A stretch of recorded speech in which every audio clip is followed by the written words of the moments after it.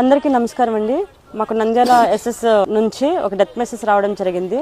Near Nunepalli bridge దగ్గర మేము RPF GRP వాళ్ళం సీన్ ఆఫ్ అఫెన్స్కి చేరుకున్న తర్వాత డిసీజ్ యొక్క పాకెట్లో సెల్ ఫోన్ ఉంది. ఆ సెల్ ఫోన్ ఆధారంగా వాళ్ళకి ఇంటిమేషన్ ఇస్తే వాళ్ళ పేరెంట్స్ వాళ్ళ బ్రదర్ వచ్చి ఐడెంటిఫై చేశారు. మృతుని పేరు కేశవరెడ్డి సురేందర్ రెడ్డి, అతని వయసు 23 సంవత్సరాలు.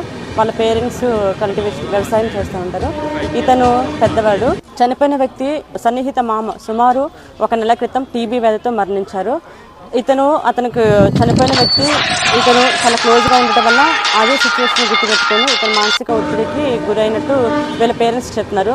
సుమారు వారం రోజుల క్రితం నుంచి డిప్రెషన్లో బాగా ఉంటే వాళ్ళ మదరు ఎందుకు ఇంత డిప్రెషన్గా ఉన్నావు, ఇక్కడ మన ఇంటి దేవత కొత్తూరు సుబ్రహ్మణ్యం దగ్గరికి వెళ్దాము, డిప్రెషన్ ఉండకు, నీకు ఎటువంటి బాధలు లేవు అని చెప్పారు. అయినప్పటికీ పేరెంట్స్తో వాళ్ళ తమ్ముడితో ఎటువంటి బాధలు షేర్ చేసుకోకుండా ఈరోజు ఇక్కడ నూనెపల్లి బ్రిడ్జ్ దగ్గరకు వచ్చి ఒక గుర్తు తెలియని రైలు కింద పడి ఆత్మహత్య చేసుకున్నాడు. ఇంకా దర్యాప్తులో రిమైనింగ్ విషయాలు తెలియజేస్తాను.